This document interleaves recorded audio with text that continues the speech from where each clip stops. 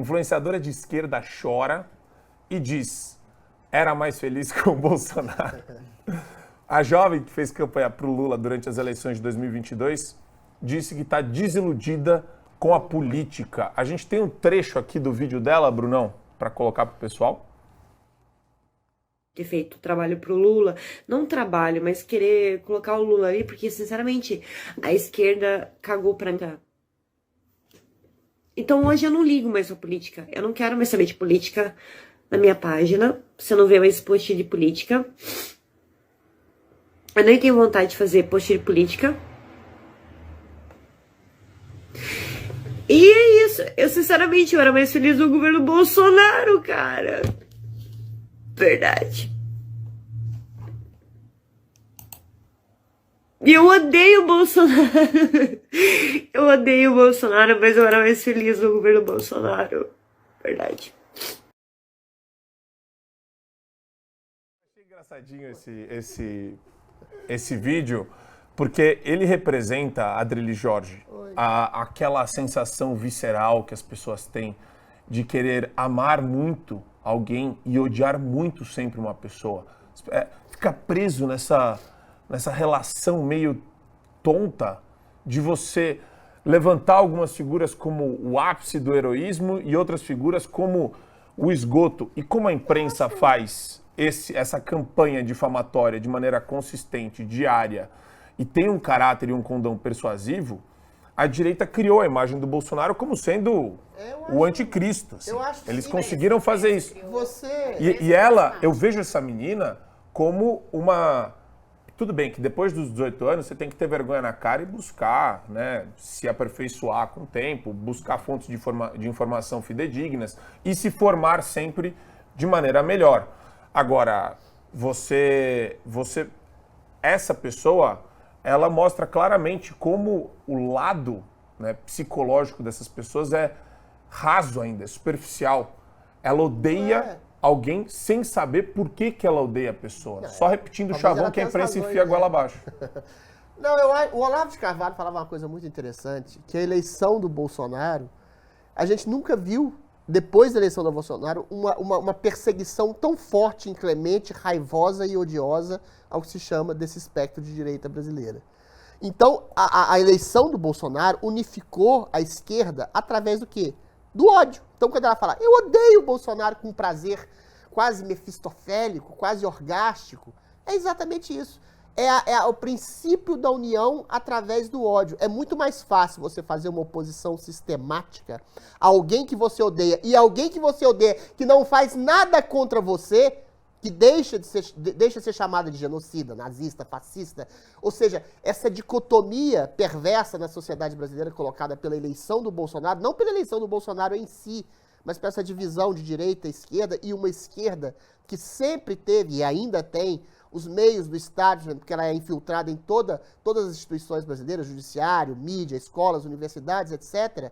Então, foi reunificada. Foi reprojetada através do ódio de uma pessoa. E é muito mais difícil para essa mocinha, para essa jovem de 18 anos, viver sob um governo Lula que agora está mostrando as suas próprias entranhas. É um homem adulador de ditadores, que puxa o saco do Maduro, que é um monstro assassino. É um homem que não cumpre as promessas de estabelecer um ministério étnico cheio de negros, povos indígenas, mulheres. É um homem que persegue inimigos, é um homem raivoso, vingativo, que não fala coisa com coisa. É um homem que está trazendo a ruína econômica para o país, que está acabando com o marco saneamento, quer acabar, né? Quis acabar com o marco de saneamento legal, que está colocando as leis das estatais para ter novas corrupções do poder. É um homem que está estatizando toda a economia novamente para estabelecer uma ruína. É um homem que está sob a égide de uma ditadura de um judiciário e ele é colocado como um penduricário dessa ditadura. Ou seja, a colocação do Lula no poder é didática no sentido para saber que a própria esquerda é nefasta quando ela toca no poder.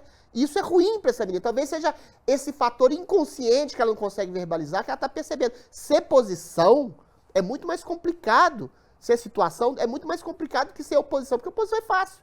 Jogar pedra é fácil. Só que a gente está vivendo uma situação, que é um governo lulopetista, corrupto, autocrático, que eventualmente não tem sequer as benesses de ser uma situação que não tem nenhum número positivo até agora nesse governo. Não tem nada de positivo nesse governo, do discurso à ação. Então ela está sendo destruída dentro dos próprios princípios e pilares das quais ela foi adestrada na sua escola ou na sua universidade. É muito mais fácil odiar eternamente um governo que ela supõe ser autoritário do que viver num governo realmente autoritário, realmente nefasto, realmente desastroso que ela mesma construiu. Nossa, comentário brilhante que eu fiz agora. Olha que bom. Você se ejactou agora. Tem até tesão. Esse vai ser o seu corte, né? Holiday, como que você enxerga a galera mais jovem, assim? Você que é um jovem também. Cada vez mais distante.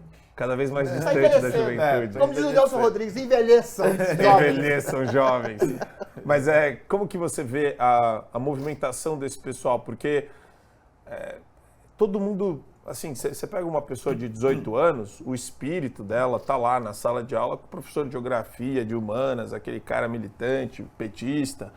Quer dizer, ela não tem a menor noção ainda sobre o que é estar num governo de esquerda, ou ela não estava nem nascida na época do mensalão, às vezes, né? Então, você vê o pessoal, às vezes, muito pueril na sua maneira de se expressar. E a rede social é uma janela para isso, né? Tem muita gente jovem com uma influência gigantesca que não sabe nem o que falar. Mas uma coisa que eu tenho achado interessante, eu dou aula pro ensino médio e pro ensino fundamental, né? Dá aula? Dou aula. Como professor eventual ainda, mas dou minhas aulinhas. E o que eu tenho percebido é o seguinte, o jovem, o adolescente, ele é aquele cara revoltado, né? Ele é o revoltado com a vida, ele quer ser o do contra, etc. Só que está acontecendo um efeito interessante, que na minha época, vamos colocar assim, que não faz tanto tempo assim, uns 10 anos atrás, não era tão comum. O aluno revoltado, o aluno diferentão hoje em dia, está sendo o aluno de direita conservador. Porque é ele que é disruptivo. Porque a ordem natural das coisas é o professor de história, geografia, de esquerda, não é o meu caso, porque eu sou professor de história de direita, mas a grande maioria de esquerda, descoladão, etc. E os alunos todos descolados, revolucionários, fãs daquele professor. Essa era a regra há alguns anos atrás, 10, 15 anos atrás. Hoje a regra é você tem ainda a maioria desses professores se posicionando dessa forma, mas o aluno que se revolta, o aluno revolucionário, é aquele que vai lá e questiona o professor. Perfeito. Não, peraí, isso que você está falando não é bem assim não. Porque tem um autor X, Y, Z, conhece o autor X? Conhece o autor Y? E aí o professor meio constrangido, etc., se vendo obrigado a pesquisar mais sobre isso. Eu lembro, por exemplo, em 2014, eu estava no cursinho pré-vestibular, e aí numa aula de geografia, professor extremamente radical, tal, daqueles comunistas brabo, etc., eu lembro que eu citei Edmund Burke. O cara nunca tinha ouvido falar em Edmund Burke. E aí depois, no final da aula, ele vai lá e dá uma pesquisada rápida, mas você está citando aí um autor absolutista, que defende um Estado absolutista. Quer dizer, ele dependeu do Wikipédia para tentar me refutar. Então, me parece que esse aspecto da coisa me dá uma esperança ainda quanto à juventude. Agora, em relação a esse vídeo aí que a gente acabou de ver, eu acho que o Adriles, ele explica muito bem essa coisa do ódio. A esquerda se acostumou, e ela é muito boa nisso, em unir a sua militância em torno do ódio. Todos os movimentos, movimento LGBT, movimento negro, etc., movimento feminista, eles se unem justamente nisso. É em torno do ódio ao homem hétero, branco e tudo mais. É este ódio que os catapulta, é esse ódio que serve de combustível. Quando você perde um elemento central de ódio, que era o presidente da República, Bolsonaro, você deixa essas pessoas meio atônitas e perdidas, principalmente quando o governo Lula começa a fazer tantas pataquadas uma atrás da outra, né? Eu acho que a Geisiane, ela pode trazer muito também sobre essa repercussão acadêmica, né, da maneira como o ódio ele é instrumentalizado por professores. O ódio ele acaba sendo encapsulado da maneira mais sutil, né, com subterfúgios, com aquela noção de vamos trazer aqui então a pauta, microagressões. E daí eles começam a criar pautas pseudo-intelectuais ou pseudo-acadêmicas para tornar essas pessoas, meu querido Holiday, invulneráveis. Essas pessoas se tornam vulneráveis do ponto de vista sentimental, psicológico.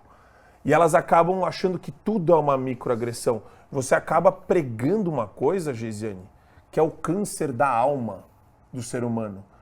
Quem não consegue lidar com a realidade, quem começa a se sentir ofendida por qualquer coisa, quem vê nessas narrativas algum tipo de manifestação da verdade e começa a acreditar nisso, está se enganando, e depois para você romper esse ciclo vicioso é muito mais difícil, né? É tudo muito triste, né? Esse vídeo aí mostra primeiro que os nossos jovens têm uma falência espiritual tremenda, porque se ela considera que o governo está tão ruim, eu acho que chorar não seria a solução, mas tudo bem.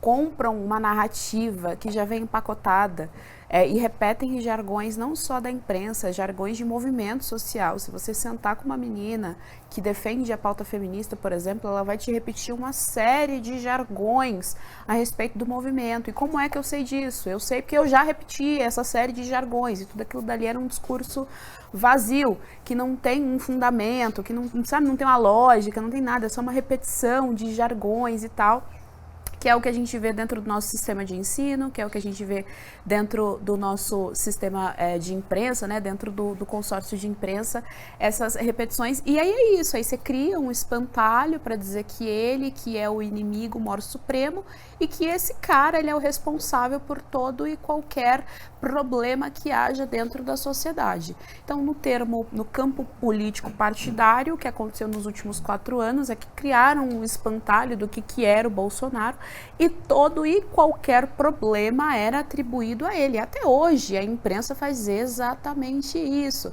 Então é 8 de janeiro, a culpa são dos bolsonaristas. Aliás, é aquele caso das crianças que foram assassinadas, amachadadas na escola, a culpa é dos bolsonaristas. Se alguém foi atropelado no meio da rua, a culpa é dos bolsonaristas. Se alguém foi assaltado no meio da rua, a culpa é dos bolsonaristas. Então você cria toda essa atmosfera de ódio, mas que na verdade é só um espantalho. Se você for sentar para ver o que de fato aquela pessoa fala, para ver qual é o contexto, para ver quais são as ideias que dão base para essas ideologias políticas, para essas correntes políticas, você vai ver que não é aquilo que acontece dentro da teoria e na prática, que na verdade não são eles que são os fascistas, os genocidas, mas a esquerda, mais uma vez, em nome do amor, em nome da democracia, na verdade é o primeiro vilão dessa história toda, é o primeiro fascista dessa história toda. Quando eu estudei em universidade pública, em Recife e em João Pessoa. E uma das universidades, eu escutei da boca de um professor de sociologia em relação aos que defendiam o capitalismo, que eles eram pessoas desgraçadas. E eu ouvi isso inúmeras vezes durante as aulas, de que essas pessoas eram desgraçadas, de que essas pessoas odiavam pobre, odiavam preto, e assim por diante. E isso não aconteceu em uma só universidade, eu frequentei 2, aconteceu nas 2, e não aconteceu em uma sala só, em uma disciplina específica. Ao longo de toda a minha formação, eu fui ensinada, na verdade, de que eram pessoas desgraçadas, cruéis, fascistas e assim por diante. Então é isso que você fomenta dentro das universidades, não tem sequer ciência ali dentro. Eu sou capaz de dizer que é tão ruim o negócio ali que até para ensinar Marx os caras são ruins, assim, eles só ensinam realmente os jargões. E um discurso ali sim, um discurso de ódio muito inflamado, que aí o resultado é esse, uma jovem que não sabe o que está odiando direito, e que está sofrendo, que está perdida, porque prometeram para ela felicidade e amor e um paraíso na terra, que obviamente o esquerdista nunca será capaz de cumprir. Quando te prometem muito, promessas muito lindas, maravilhosas, é porque o político está mentindo.